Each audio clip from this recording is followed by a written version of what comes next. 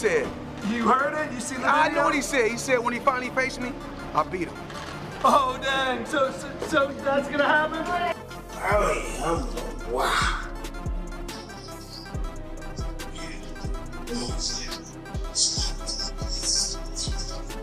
Wow.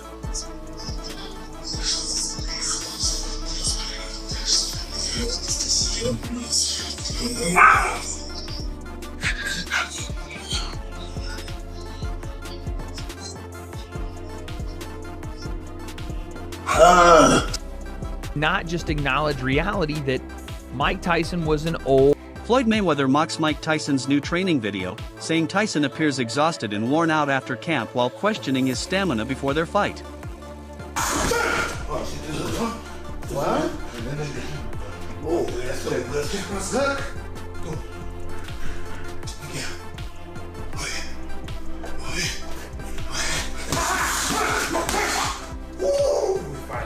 Stay here, build a good bounce. I like that. I always want to try catching him. Mike Tyson is shown sparring intensely with his trainer, breathing heavily and visibly fatigued, but still pushing forward despite the exhaustion. Oh, yeah. That's the next one. Catch him. That's one. How we gonna do it? Floyd confidently says he will make the fight exciting, promising action and entertainment that keep fans engaged from beginning to end. We're gonna have fun. We're gonna throw a few punches. Like, I'm taking this seriously, and I'm trying to fight Tyson. I don't know. I just want to get the fans what they want to see. Meanwhile, Joe Rogan points out that Mike Tyson remains much bigger than Floyd Mayweather, highlighting the obvious difference in size and strength. So much bigger than him. Yeah, he's but so much bigger than him. he's not gonna land a fist on Mayweather. Right. It's not after his last performance. You know, I think Tyson just needs What do you to think get was going on with that, the last one? It looked a little bit like sparring. Yeah, I don't know. I think it was scripted. Yeah. I ain't never seen Tyson biting his gloves and like you could just. It was taking all that he could not to like hit him. And it was just like it's heartbreaking to see a icon go out like that. Yeah. You know, and but it's crazy also. Mike performs heavy dumbbell exercises with controlled power and strong focus, building his arms, shoulders, and endurance through demanding gym sessions. Crazy. Only 12. That's all we want. To the middle. 1, 2, 3. A little slow on the way down. 4. There we go. 9. One more. Slow. 10. No problem. Great set. Best set yet. Final round. Last one. Nice and strong. 35. Touch and go. 1, 2. Here we go. 3. 4. Nice. 5. Yes, sir. 6. 7. Strong. 8. Strong. 9. Got this. We go. 2, 3, 4, 5, 6, 7. Let's go. 8, 9. One more. Get up. Nice work, Mike. Yes, sir. Great one. A major concern surrounding this bout is their age gap, with Tyson nearing 59 and Mayweather 48, which raises doubts about competitiveness. I don't mind if either guy gets paid. Again, we talk about Mike and his past financial issues. I hope that that's not the same thing going on with him now, even though who knows how this man spends his money. He made a ton of money to fight Jake Paul, and good for him. His name value carried that fight, and it did a crazy number. I'm sure he'll make a crazy number here, but Floyd Mayweather is the one that seems like he needs the money more right now. Our guy, Andreas Hale, wrote a story that is kind of went somewhat viral. That's crazy, the laugh faces. Although Floyd Mayweather Jr. made hundreds of millions of dollars from his professional boxing career and topped the Forbes list as the highest paid athlete from 2012 to 2014, the boxer is said to have been shortchanged and filed a multi-million-dollar lawsuit against Showtime. The lawsuit filed Tuesday, and obtained by ESPN seeks to recover hundreds of millions of dollars, misappropriated funds, and damages resulting from a long-running and elaborate scheme of financial fraud, breaches in fiduciary duty, and conspiracy orchestrated by Floyd J. Mayweather's former manager and advisor, Al. Paulie Mullen AG says Mike Tyson consistently earns huge money because his name alone draws attention, making any fight highly profitable around the world. with a new fan base is always curious about the old-time fighters, which is why Tyson always gets views even today, because people are always curious about the Mike Tyson mystique, the Mike Tyson effect. So people that weren't able to be alive and wake up the morning of a Mike Tyson fight to know what that feels like, want to feel that today. I promise you, it's nothing like it was in 1989 with Tyson, no matter what you guys want to feel. But regardless, I think people get curious about that. And I think this is going to be sort of the same thing. There's nothing that's going to match the Mayweather-Pacquiao era of that time where they were flying and people wanted to see that fight. This is not going to be that feeling on the morning of. But like the champ said, on the morning of, whether you like it or whether you don't like it, I think you're gonna end up, ordering that pay-per-view or watching on Netflix, whatever. Wade Plemons offers a blunt assessment of the upcoming Mike Tyson vs. Floyd Mayweather exhibition, emphasizing how past performances highlight the limitations of Mike Tyson at this stage of his career. He notes that during the Jake Paul fight, Tyson's mobility and effectiveness were already compromised, visible in his limping to the ring and struggling with physical ailments such as hip issues. While Tyson remains impressively strong, Wade argues that facing Floyd Mayweather presents an entirely different challenge. Mayweather's speed, precision, and tactical mastery will likely make Tyson appear sluggish and ineffective. Wade also references commentary from Terence Crawford, who observed unusual behavior from Tyson, such as biting his gloves to restrain his power during prior bouts. This unusual habit shows the measures Tyson takes to control himself even when competing against less formidable opponents. Floyd Mayweather fight exhibition is even more sad because you've already seen the illusion of what Mike has left is already gone. We saw it. Versus Jake Paul, he was limping on his way to the ring, probably got terrible hips, still strong as an ox, but how much can you really expect him to do anything versus Floyd? Couldn't really land on, he landed like 1 or 2 punches on Jake, but couldn't really do much with him. What's he going to try to do with Floyd Mayweather? Floyd's going to make him look silly in this exhibition.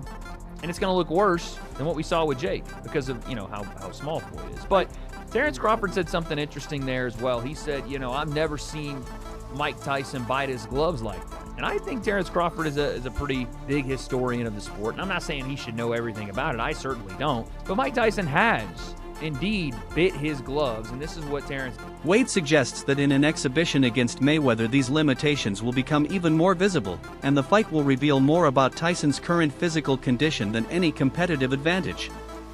He also points out that social media and broadcast footage from past events show these struggles, highlighting that even legendary fighters can face decline.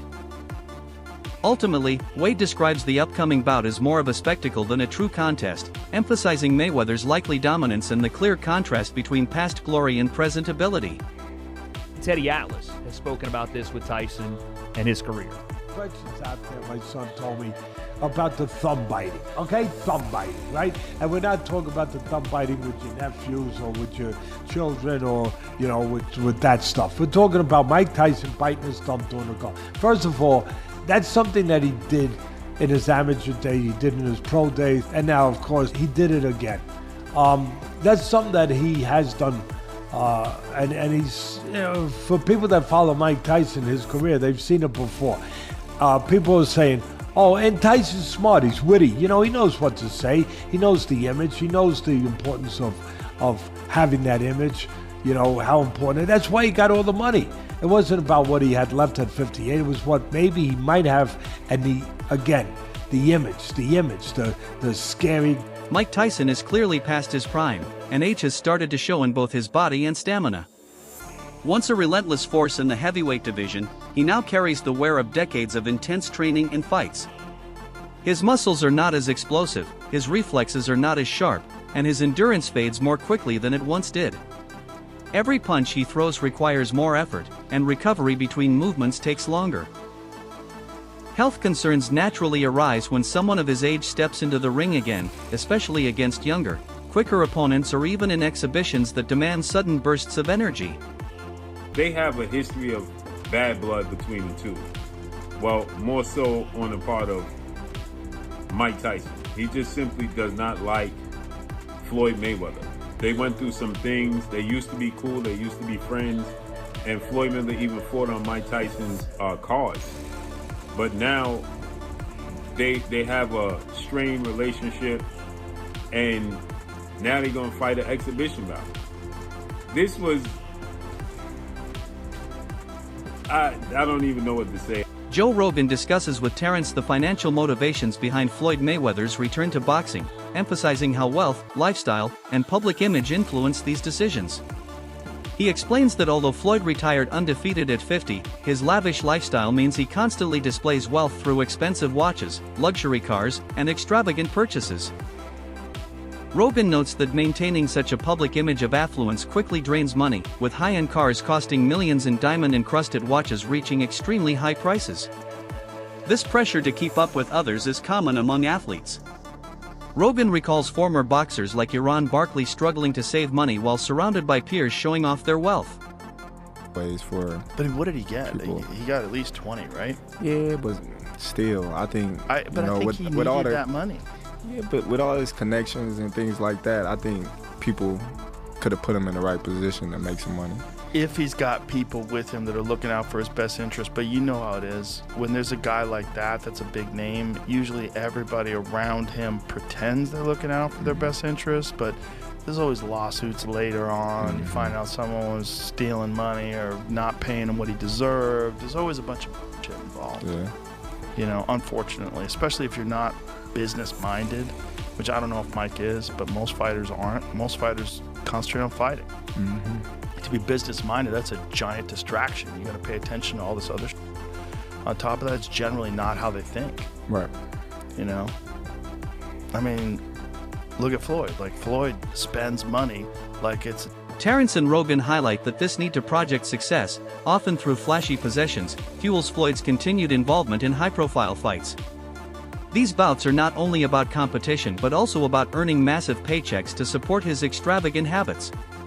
They point out that sponsorships only cover part of the expenses, making it necessary to continue earning through exhibitions or professional fights. Beyond the spectacle, Rogan stresses that the financial reality behind Floyd's lifestyle is practical. These fights allow him to maintain wealth, status, and influence while enjoying the benefits of fame without compromise. Like unlimited amount of money, money's just flowing. And even as much money as he's made in his career, which he's probably made as much, if not more money than any boxer ever. Like there's all these lawsuits, like he hasn't been paying things and he owes money on this and owes money on that. And it's like, and then he's got to come out of retirement. Yeah, that's tough. Yeah. That's tough. I think it's just the lifestyle that Floyd lived. Yes. I think he can't fathom to just live a modest lifestyle. It's like he gotta be lavish. Right. He's got to have those videos where he shows you all the watches, where he opens the case up, you know. All the money. You gotta show that he got $1 million in his backpack. And, you know, he got the latest watch and the latest car and look what I just bought. And when you get into latest watches and latest cars, you get into that shit. Like, boy, that money goes quick. Yeah. Floyd Mayweather Jr., by contrast, brings speed, agility, and exceptional defensive skills developed through years in the lighter weight classes. Tyson's size and power can still be intimidating, but it is balanced by the fact that his body no longer responds the way it once did. The difference in their physical condition creates a unique matchup where raw strength meets refined technique. But with Tyson, the concern is not only about performance. It is also about his well-being. Fans and analysts question whether the risks outweigh the spectacle given the potential strain on an aging body. This fight is as much a test of endurance as it is of skill. Compatible as far as size goes, Roy is still bigger than Floyd, but as far as that goes, he's still fought that made his name at 54, 60, 68, and 75. Right? Now, he did go up to heavyweight, but they've been going back and forth. They've been going back and forth and going viral, going at each other. That would make more sense. I don't know where this came from and how this even came about, but we're going to get Floyd Mayweather in 2026 versus Iron Mike Tyson in the exhibition bout. Two legends, they're going to get their money. I guess Netflix is just looking to put out big money. I'm hearing that it's going to be on Netflix, right? It's going to be interesting to see how this unfolds and plays out. But this came out of nowhere. It's just bizarre. I want to know the weight class. Early signs from Mike Tyson's past exhibition matches have already shown how profitable nostalgia fights can be. The old-school appeal of watching legendary fighters return to the ring attracts massive attention and large payouts. Tyson reportedly earned around $20 million, a significant amount for a single event, while his younger and faster opponent in that matchup reportedly earned nearly $40 million. These figures show that the financial incentive behind such exhibitions often outweighs the competitive stakes. Fans are drawn by memories and hype rather than pure skill, turning these events into heavily marketed spectacles. For fighters like Tyson and his opponents, it becomes less about testing their abilities and more about maximizing earning potential while capturing public curiosity. Exhibition, F it, you might as well. I want to say this though. If you guys thought Mike Tyson was pulling punches against Jake Paul and that wasn't real, well, he ain't gonna pull no punches against Floyd. Like, that dude has shown that he hated. Remember his fake punch at Floyd? Floyd ain't moved though.